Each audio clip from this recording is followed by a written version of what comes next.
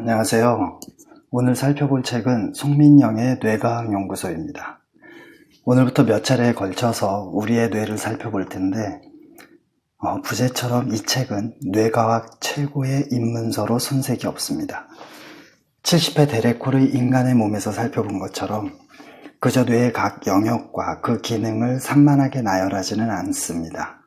목차를 보면 22장의 주제가 빼곡히 기록되어 있지만 사실 3가지로 요약할 수 있습니다. 첫째, 1장부터 6장까지는 기억과 학습을 통해 뇌의 구조와 기능을 살펴보고, 둘째, 7장부터 15장까지는 딥러닝으로 유명한 인공신경망의 표상학습을 설명하면서 그것이 얼마나 우리의 뇌와 닮았는지를 보여주며, 셋째, 16장부터 22장까지는 인공지능 시대를 맞이하는 우리의 자세와 사회의 지향점을 제시합니다. 그러는 중간중간에 놀라울 만큼 깊이 있는 통찰로 인문학적 고민과 질문을 던지고요. 이과생인 뇌과학자가 어찌 이리도 깊이 생각할 수 있을까 싶을 정도로 윤리, 철학, 법과 사회 등에 관한 저자의 고민을 충분히 엿볼 수 있습니다. 저자는 뇌과학이 나를 이해하고 너를 이해하고 인간을 이해하고 어떻게 함께 살아갈지를 고민하는데 도움이 되는 학문이기를 바라는 마음에서 이 책을 썼다고 머리말에 명시해 놓았습니다. 그리고 그 목표에서 조금도 벗어나지 않습니다. 이 책의 내용을 어떻게 요약해야 할지 고민이 많았습니다. 장별로 요약하는 건 의미가 없고 끊임없는 변화, 모든 것이 서로 긴밀하게 얽혀있는 관계, 과거가 현재를 구성하고 미래에도 영향을 끼친다는 게슈탈트 등 몇 가지 키워드를 뽑아 그것에 맞춰 요약하자니 키워드 간에 중복되는 내용이 많아 효율적이지 못했죠. 그래서 생각한 방법이 가능한 한 책의 문장들만을 사용해서 하나의 스토리를 만들어 보면 어떨까 하는 것이었습니다. 문장들의 깔끔한 연결을 위해 추임새 정도만 보충하는 선에서 개인적인 사족을 달았고요. 자세한 내용은 파일을 참고하세요. 뇌는 동물의 전유물이고 동물이 움직이는 이유는 조금 더 좋은 조건을 찾아 생존하고 번식하기 위함입니다. 우리도 동물이고 우리의 뇌 속에는 약 860억 개의 뉴런이 있고 뉴런 하나당 평균 7,000개의 시냅스를 가지고 있습니다. 그리고 꾸준히 운동하거나 다양한 자극을 경험한다면 몇몇 영역에서는 평생 새로운 뉴런이 생겨나고요. 뇌는 전체적으로 분산된 네트워크입니다. 그야말로 상상조차 힘든 복잡계인 셈이죠. 우리가 가만히 쉬는 동안에도 뇌의 에너지 소모는 뇌가 열심히 움직일 때의 90에서 95%나 됩니다. 뇌는 우리가 쉬는 동안에도 끊임없이 몸과 외부 상황을 모니터링하고 예측하며 이미 일어난 일을 몇 배속으로 다시 돌려보면서 학습합니다. 그리고 우리가 집중했을 때 받아들인 정보를 분류하고 기존에 비슷한 것들과 연결하고 체력도 보충하죠. 그래서 쉴 새가 없습니다. 뇌 특정 부위와 특정 기능이 1대1로 대응한다는 생각은 19세기에 유행했던 가짜 과학인 골상학의 주장과 다를 바 없습니다. 이런 생각에서부터 해당 뇌 영역이 손상되면 그 영역이 담당하는 기능은 제대로 작동하지 않는다라는 주장이 나오는 거고요. 하지만 해마, 편도체, 선조체, 흑질, 브로카 영역, 베르니케 영역 같은 지역적인 표상의 대표적인 부위는 차치한다면 뇌의 일부 영역이 손상되었다고 해서 그와 관련된 기능이 반드시 사라지는 것은 아니라고 분명히 말할 수 있습니다. 많은 경우 뇌가 다른 부위들을 동원해서 손상된 기능을 보완하기 때문이고 사람마다 뇌가 조금씩 다르기에 특정한 영역의 손상이 반드시 똑같은 결과로 이어진다고 단언하기도 어렵기 때문입니다.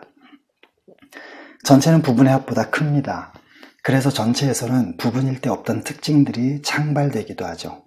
한 마리의 개미는 비교적 단순한 일을 하지만 개미 군체는 개미 한 마리만 볼 때는 상상할 수 없던 일을 해냅니다. 우리의 뇌라는 복잡계가 창발시킨 게 바로 우리가 거의 동의어처럼 사용하는 의식 또는 마음이죠. 다채로운 정보가 표상되고 통합되는 구조와 활동 덕분에 의식이 생겨나는 것이지 의식을 독점하거나 의식의 지휘본부가 뇌 속 특정 영역에 있는 건 아닙니다. 뇌 속 어디에 의식이 있냐는 질문은 도시에서 문화가 어디에 있느냐는 질문과 같습니다. 이런 의식 또는 마음은 파도처럼 특정한 조건들이 갖춰졌을 때 일어나는 현상일 뿐이며 뇌 속에서 일어난 여러 활동을 조율하면서 자아라는 내적 표상에 걸맞은 이야기를 지어냅니다. 따라서 자아 역시 실체도 허상도 아닌 현상일 뿐이죠. 하지만 파도가 절벽을 깎아내듯이 자아도 우리의 삶에 분명한 흔적을 남깁니다. 모든 걸 버리고 돌을 닦는 사람들이야 그럴 수 있다 쳐도 일상생활을 영위해가는 우리마저도 자아를 허상으로 취급할 수는 없습니다. 파도처럼 특정 조건들이 갖춰졌을 때 일어나는 것이 의식이기에 의식이라는 창은 매우 제한적이고 좁습니다. 이런 이유로 뇌에서 동시다발적으로 일어나는 모든 활동이 의식적으로 지각되거나 말해지거나 행해질 수는 없습니다. 다만 경쟁에서 이긴 활동만이 말이나 행동이나 의식적인 생각으로 드러나죠. 프로이트의 주장처럼 이렇게 우리가 알 수 없는 부분이 훨씬 더 많기에 마음, 즉 의식은 미리 예측할 수 없습니다. 내일 날씨가 어떨지조차 최고의 전문가들도 정확하게 예측하기가 거의 불가능합니다. 복잡계의 카오스적인 특성 때문이죠. 그런데 하물며 개인의 미래를 어떻게 단언할 수 있겠습니까? 그리고 애당초 무엇을 알면 한 사람을 안다고 할 수 있는지도 명확하지 않고요. 많은 사람이 뇌와 몸을 얼마간은 독립적이라고 생각하지만 그렇지 않습니다. 뇌는 몸과 긴밀하게 상호작용합니다. 새로운 감각기관을 추가하면 뇌가 인식하는 세상의 범위와 속성도 달라지죠. 세상과 상호작용하는 방식이 달라지기 때문입니다. 이렇게 뇌와 몸이 긴밀하게 연결되어 있고 뇌는 마음과 연결되어 있으므로 몸도 마음과 연결되어 있다는 결론이 나옵니다. 그래서 우리가 평소에 어떤 자세를 취하는지에 따라 우리의 생각과 행동도 달라집니다. 우리의 몸이 느끼는 감정 역시 우리의 뇌와 마음에 큰 영향을 끼칩니다. 감정이 없으면 기본적인 의사 선택도 어려울 정도로 말이죠.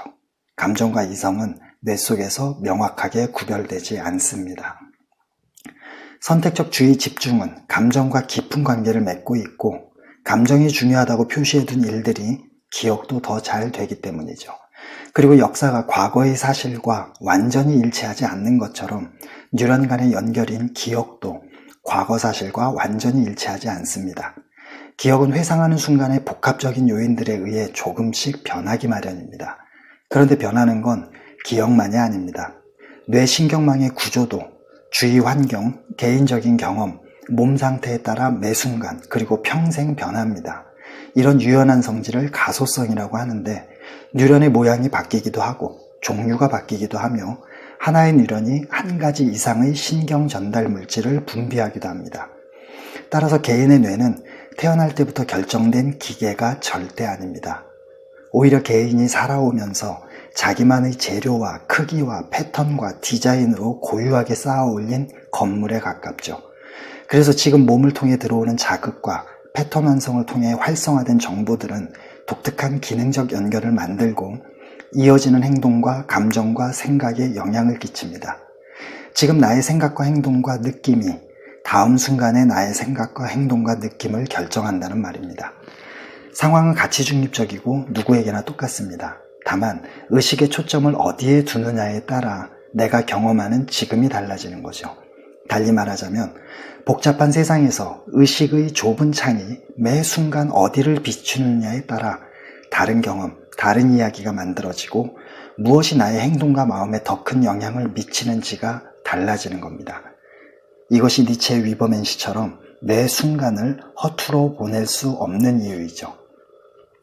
철학에서 가장 많이 사용하는 용어인 표상은 감각, 감정, 경험, 지식 등 다양한 정보로 이루어진 내적 이미지 또는 패턴을 가리킵니다. 사람은 객관적인 세상이 아니라 저마다 만든 표상의 세계에서 살아가는 셈이죠. 표상은 모호하거나 불충분할 때가 많은 외부 세계에 대한 정보의 틈을 메꿔줍니다. 이런 표상 덕분에 잘 알아듣지 못하는 사투리도 대충은 무슨 말인지 감을 잡을 수 있는 거고요. 카르 마르크스가 포이어바흐에 관한 태제에서 인간의 본질은 사회적 관계들의 총체라고 말한 것처럼 표상은 관계에서 생겨납니다. 옳음을 생각하지 않고는 그름을 생각할 수 없듯이 나의 이러함이라는 표상은 너나 그들의 그러함 때문에 생겨날 수 있는 거죠.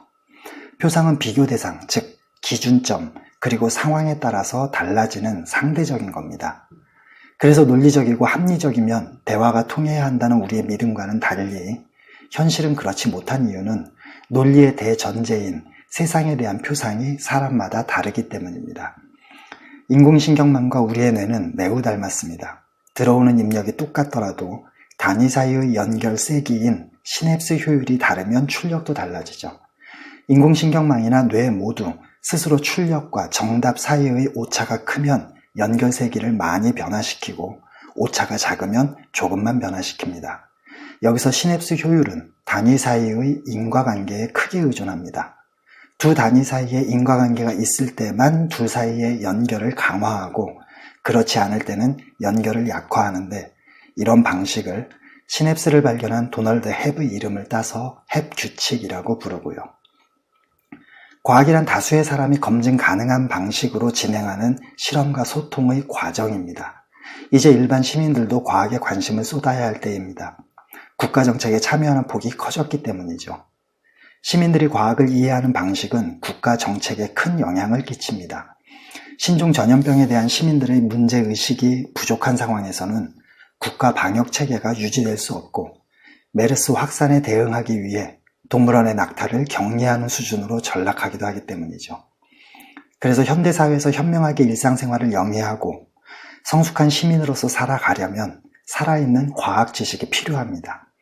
게다가 세계 15위 안에 드는 경제대국인 대한민국의 국민으로서 의식의 변화도 꾀할 때가 충분히 되었다고 생각합니다. 우리가 여전히 모든 가치의 척도로 경제만 붙들고 있는 건 전교 또는 전국 15등이 오로지 한 둥수 더 오르는 것에 목을 매는 모습과 다를 바 없기 때문입니다. 뒤처지는 사람들을 버려두고 적자생존의 원칙에 따라 경쟁하는 세계관은 빈부격차를 심화시키고 기후변화를 초래하며 제3세계에 가난과 분쟁의 씨앗을 뿌린 제국주의와 자유주의의 토대일 뿐입니다. 이제 경제는 이만하면 됐으니 주위를 둘러보고 보살피고 그럼으로써 자신의 삶을 조금은 여유롭고 풍요롭게 바꿔나가는 것에 초점을 맞췄으면 합니다. 끝으로 파일의 5장에서 설명하지 않고 지나간 신경 전달 물질과 신경 조절 물질에 대해 살펴보죠. 우선 일반적인 정의는 이렇습니다. 신경 전달 물질은 거의 모든 뉴런이 축삭돌기의 끝부분에 가지고 있고 시냅스를 통해 분비되어 연결된 뉴런들의 활동 전위를 높이거나 낮추는 화학 물질을 말합니다. 반면에 신경 조절 물질은 뇌의 몇몇 특정 영역에서만 생성되고 축삭돌기의 중간중간에 있는 랑비의 결절과 끝부분의 시냅스 모두에서 주변 영역으로 분사되어 해당 범위 내에 있는 뉴런들의 활동 패턴을 조율하는 화학물질을 말합니다. 그러나 쉽게 이해되지 않는 게 사실입니다. 이렇게 생각해보면 어떨까요? 예를 들어 샤워기나 수도꼭지에 연결된 호스에서 신경 전달 물질은 직사이고 신경 조절 물질은 방사라고 말이죠. 다르게 생각해 볼 수도 있습니다.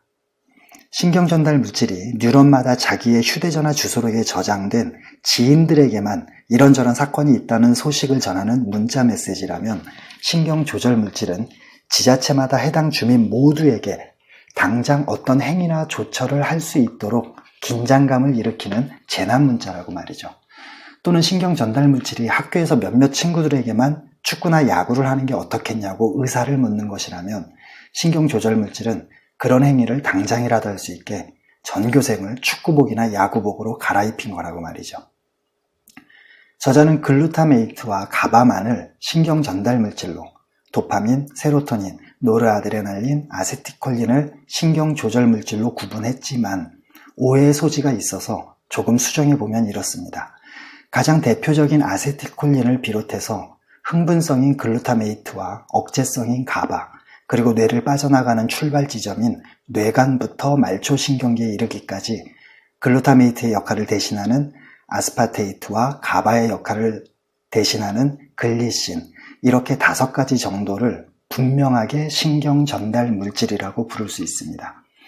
그리고 사랑과 애정의 호르몬으로도 불리는 여성에게서 주를 이루는 옥시토신과 남성에게서 주를 이루는 바소프레신, 2가지는 분명하게 신경 조절 물질이라고 부를 수 있고요. 하지만 이 외에 티로신이라는 단백질을 거쳐 도파에서 만들어지는 도파민, 도파민에서 만들어지는 노르아드레날린, 트립토판이라는 단백질에서 만들어지는 세로토닌 등은 상황에 따라서 신경 전달 물질과 신경 조절 물질 둘 다로 사용됩니다. 특정한 뉴런들에만, 그것도 빠르게 신호를 전달할 때는 신경 전달 물질인 셈이고, 주위에 있는 불특정 다수의 뉴런 모두에게 조금은 천천히 특정 상황을 준비시킬 때는 신경 조절 물질인 셈이죠. 몇 마디만 더 덧붙이겠습니다. 도파민은 뇌에서만 생성 분비되지만 세로토닌은 뇌뿐만 아니라 몸속의 내장과 혈소판에서도 생성 분비됩니다. 우리가 스트레스를 심하게 받거나 위급한 상황에 직면했을 때 부신피질에서는 코르티솔을 생성 분비하는 동시에 부신 수질에서는 아드레날린을 생성 분비해서 공격 도피 행동을 준비시킵니다. 그런데 이때 뇌에서도 아드레날린과 거의 똑같은 물질을 생성 분비합니다. 즉, 부신에서 만들어져 혈관을 타고 몸속 구석구석으로 퍼지면 아드레날린이고, 뇌에서 만들어져서 혈관이 아니라 신경계를 타고 전달되면 노르아드레날린이라고 생각하시면 될 듯 싶습니다. 고생하셨습니다. 다음 시간에 뵙죠.